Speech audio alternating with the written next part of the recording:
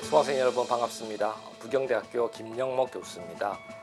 다들 알고 계시는 것처럼 코로나 확산 때문에 저희들이 대면을 못하고 비대면으로 이렇게 온라인으로 수업을 하게 되었습니다. 오늘 제가 말씀드릴 내용은 수산물 가공과 수산물 안전관리에 대한 내용이 되겠습니다. 전체적인 발표 내용은 먼저 1장에서 수산물의 특성과 가공, 그리고 현재 카메라에서의 수산업의 현황에 대한 내용을 중심으로 말씀을 드리고, 2장에서는 수산물 안전관리, 그리고 수산물에서는 이러한 수산물 안전관리를 위한 수산가공식품 공장에서 어떻게 안전관리를 하고 있는지에 대한 것들을 주로 SSOP와 해썹을 중심으로 말씀을 드리도록 하겠습니다. 먼저 1장이 되겠습니다. 1장은 앞서 말씀하신 것처럼 수산물의 특성과 가공에 대한 내용이 되겠습니다. 수강생 여러분들이 잘 알고 있는 것처럼 수산물은 다른 농산물과 축산물과 다른 독특한 특성들을 가지고 있습니다. 첫 번째가 수산물 생산을 할 수 있는 해역이 한계가 되어 있다는 것이 특징이 되겠습니다.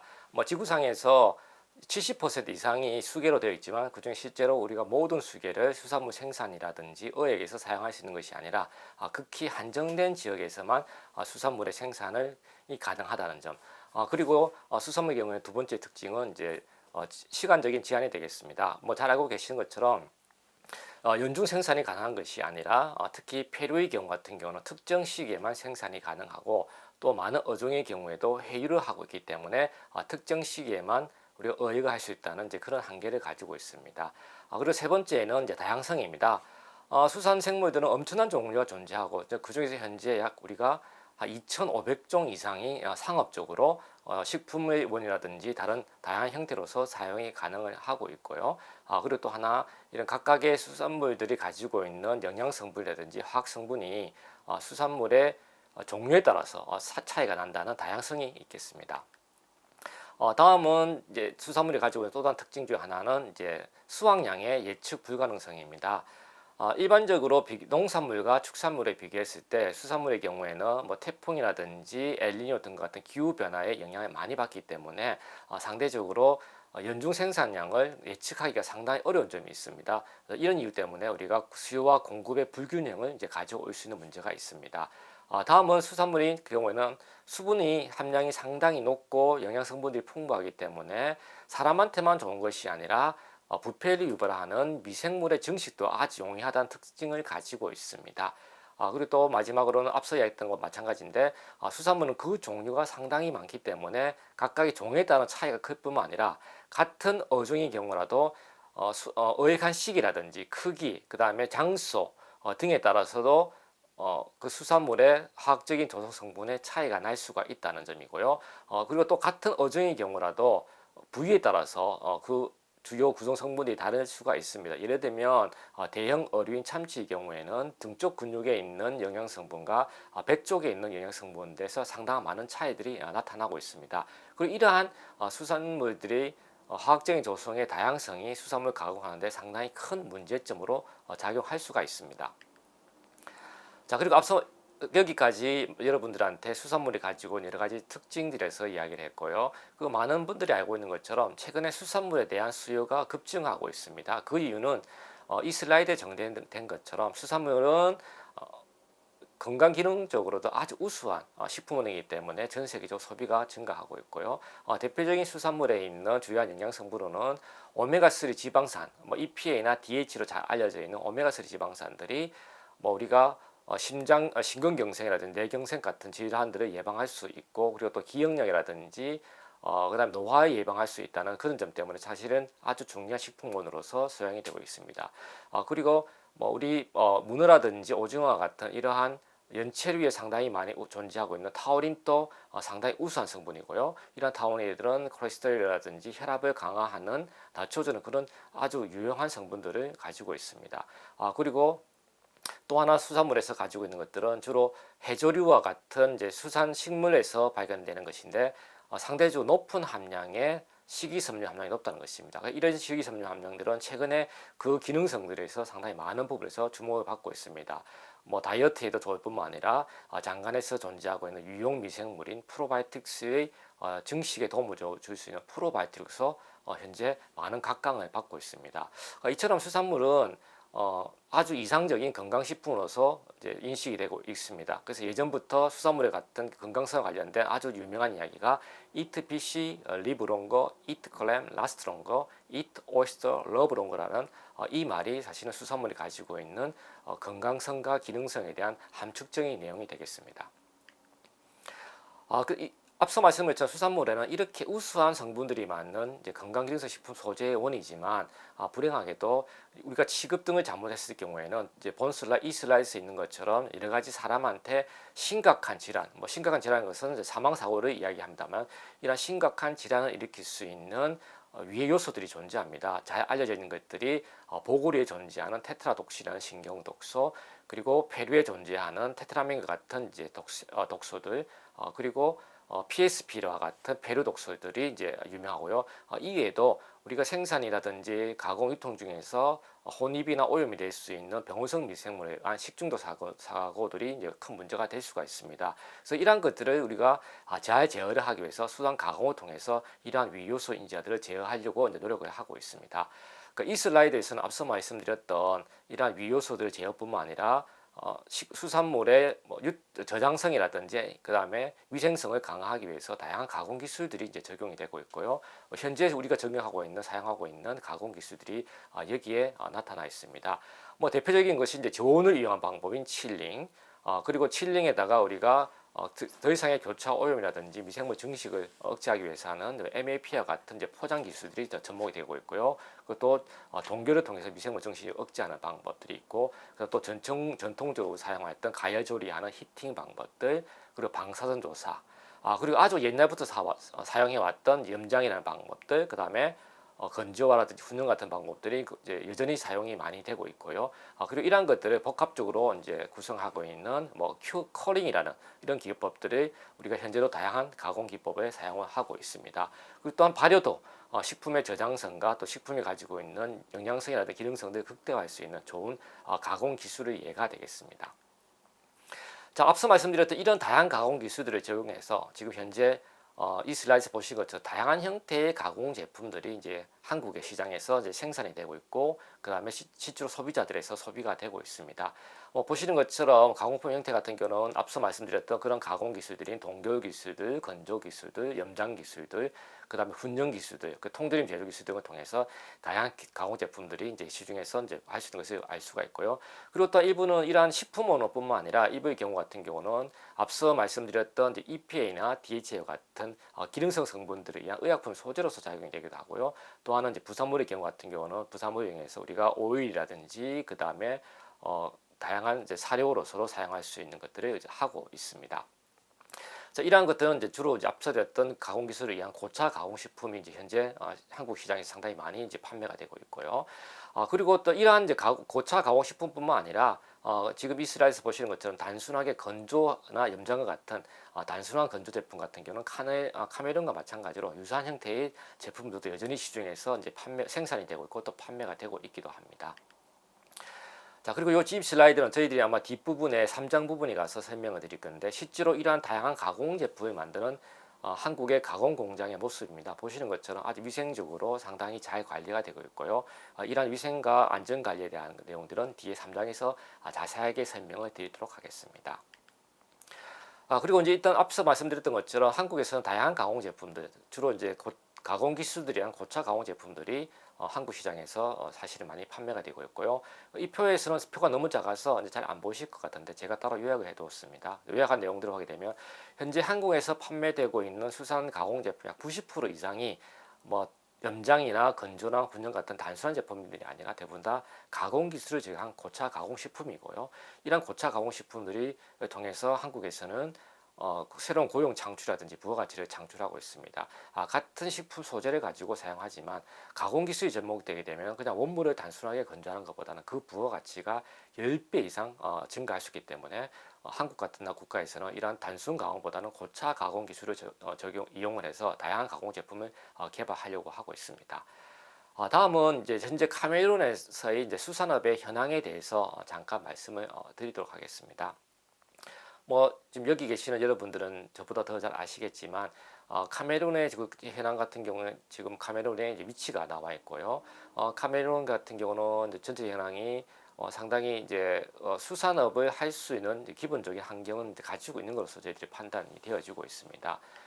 그리고 또 현재 저희들이 이제 FAO 자료를 가지고 분석해 본 결과로는 카메룬에서 수산업은 상당히 중요한 영역을 차지하고 있다는 것을 알 수가 있고요. 지금 전체적으로 봤을 때 농축수산물들을 다 포함해서 하지만 전체 GDP 약 한 14.42%가 농업이라든지 그다음에 이제 임업, 수산업 등에서 이제 부가가치 창출되는데 그 중에서 이제 슬라이드에서 보시는 것처럼 수산업 부분야 같은 경우는 거의 334만 정도 US 달러 정도의 그 시장 규모를 가지고 있는 걸로서 알고 있고, 그리고 또 실제로 수산업을 통해서 창출된 고용 인원도 거의 6만 명 이상의 아주 많은 고용 인원을 창출하고 있다는 것을 저희들이 알 수가 있었습니다. 또 그리고 또 특히 중요한 것은 카메룬에서 수산물은 약 동물성 단백질의 45% 이상을 수산물에 의존하고 있다는 내용이고요. 그리고 이제 2013년도 데이터를 보니까 카메룬의 1인당 수산물 섭취량이 약 한 15.4kg에 달한다는 것을 알 수 있었습니다. 그래서 이만큼 수산업은 카메룬에서 아주 중요한 경제적인 위치와 산업적인 위치에 점하고 있다는 것을 저희들이 알 수가 있었습니다. 자, 그리고 또 저희들이 이제 분석을 하면서 카메룬에서의 이제 수산물의 수입과 수출에 대한 통계를 저희들이 분석을 해보았습니다. 이 자료도 또한 FAO 자료를 가지고 분석을 한 결과이고요. 보니까 이제 불행하게도 이제 수출량은 그렇게 많지가 않다는 거고요. 반대로 수입량은 지금 이제 계속적으로 증가를 하고 있고 상당히 많은 수산물을 수입에 의존하고 있다는 것을 알 수가 있었습니다. 이 말은 카메룬 내부에서 요구되어지고 있는 수산물의 소비량을 현재 국내의 생산량으로서는 충분히 충족할 수가 없기 때문에 그 부족한 부분을 이제 수입에서 의존할 수밖에 없다는 구조를 저희들이 알 수 있었습니다. 그래서 이 슬라이드를 통해서 다른 교수님께서 강연을 하셨겠지만 어획이 되든 양식이 되든 정부 차원에서 수산업의 생산을 증가를 시킬 수 있는 이제 계획을 세워서 장기 계획을 세워서 이런 것들을 좀 더 카메룬 내부에서 수산물의 생산량을 이제 증대시킬 수 있는 방안을 수립해야 된다고 이제 생각을 하고 있습니다. 자, 그리고 이제 수산물 생산 중에서 특히 어획 수산물의 경우를 가지고 저희들이 분석해 봤더니 보시는 것처럼 이제 다행인 것은 이제 전체적으로 어획 수산물량은 이제 점진적으로 증가하는 이제 추세력을 이제 보이고 있습니다. 그리고 장기적으로 봤을 때는 현재 추세는 해수면에서의 어업에서 하는 어획 수산물의 양이 점점 증가하고 있고, 반대로 내수면에서 하는 어획은 이제 상대적으로 이제 감소하고 있다는 것을 저희들은 이제 알 수가 있었습니다. 그리고 어떤 수산업의 다른 이제 어업 분야가 되겠습니다. 어업 분야를 저희 통계 분석했더니 현재 카메룬 국가에 보고되어 있는 이제 어선은 약 한 12,000척 이상의 어선이 신고가 되어 있고요. 그 중에 지금 전통적인 형태의 카누와 같은 전통적인 형태의 어업뿐만 아니라 현대적인 동력을 가지고 있는 동력성도 상당히 있다는 것을 알 수가 있었습니다. 그리고 또 제가 오늘 강연을 하게 된 주제 이제 수산물 가공 섹터의 경우 같은 경우는 사실은 이제 제대로 된 데이터를 얻기는 이제 어려웠습니다만은 제가 여기저기 인터넷을 통해서 분석한 결과는 앞에서 제가 말씀드렸던 고차 가공 제품의 형태의 수산업보다는 수산 가공품보다는 현재는 이제 단순한 건조라든지 그 다음에 훈연이라든지 염장과 같은 제품이 이제 주를 이루고 있고요. 특히 다른 아프리카의 다른 국가도 또 다른 것들 중 하나가 상대적으로 동결 제품이라든지 냉장 제품이 상당히 이제 적었다. 그 이유는 무엇인가를 봤더니 역시 동결이나 동결 저장이라든지 또는 이제 저온을 하기 위해서는 거기에서 필요한 이제 냉동 창고라든지 냉장 창고 같은 인프라가 필요하고요. 또 이런 인프라를 서포트해 줄 수 있는 이제 유통 시스템과 수송 시스템, 그리고 또 이제 전력 공급이 필요한데 이런 것들 현재 카메룬의 실정에서는 약간 이제 한계가 있어서 이와 같은 것들이 이제 제대로 진행이 되지 않았나 생각이 되고 있습니다. 그리고 또 하나 이제 제가 이제 카메룬의 경우를 보았더니 현재 카메룬 같은 경우는 이제 생산량이라든지 고차 가공 제품의 개발도 필요하고 또 하나 거기에 더불어서 지금 이제 카메룬 같은 경우는 우리가 새로운 이제 국가의 이익을 창출하기 위해서는 이제 많은 부분을 수출을 통해서 이런 것 부분들을 달성을 할 수가 있습니다. 자, 그런데 수출하기 위해서는 현재 대부분의 뭐 EU 국가들이라든지 다른 국가들에서 수출국에다가 요구하고 있는 조건들이 위생에 관련된 위생 안전에 관련된 조건들이 상당히 까다롭습니다. 그러다 보니까 이런 위생 안전에 관련돼서 요구되어지는 것이 뭐 SSOP라든지 햇삽, 특히 햇삽의 경우에는 수산물을 생산하는 가공 공장이 햇삽 시스템을 인정받지 못하게 되면 수입 국가에서는 그것을 수입을 해주려고 하지 않고 있습니다. 그래서 이러한 SSOP와 햇삽 같은 수산물 안전관리 체계 구축이 이제 상당히 이제 긴급하게 요구가 되어진다고 생각이 되어지고요. 또 하나 제가 봤을 때는 수산물의 품질 관리를 위한 이제 그러한 체계들도 상당히 미흡하다고 이제 판단이 되어지고 있습니다. 그래서 이제 오늘은 제가 모든 부분을 다 말씀을 드릴 수는 없기 때문에 먼저 뒤에 3장 부분에서 앞서 말씀드렸던 것처럼 수산물 안전관리와 관련된 SSOP와 햇삽 시스템 중심으로 나중에 3장 부분에서 다시 자세히 설명을 드리도록 하겠습니다. 자, 그래서 제가 지금 이제 이상에서 앞에서 말씀드렸던 것처럼 이제 수산물의 특성과 이런 수산물의 특성을 고려한 다양한 가공 기술들에 대해서 설명을 드렸고요. 그리고 그러한 다양한 가공 기술을 이용해서 한국 같은 경우에는 거의 90% 이상의 유통 수산물이나 판매되고 있는 수산물이 대부분 다 이제 고차 가공 제품이다라고 했고, 이런 고차 가공 제품의 개발이 필요한 이유는 원물 자체를 가지고 봤을 때보다는 이런 고차 가공을 통해서 부가가치가 10배 이상, 최소 4배에서 10배까지 부가가치가 창출이 될 수 있다는 거. 그리고 또 하나 더 중요한 것도 이런 고차 가공 제품을 통해서 부가가치 창출뿐만 아니라 새로운 일자리를 창출할 수 있다는 아주 중요한 점을 가지고 있기 때문에 우리가 이런 가공 기술에 대한 것들을 상당히 강조를 하고 있습니다.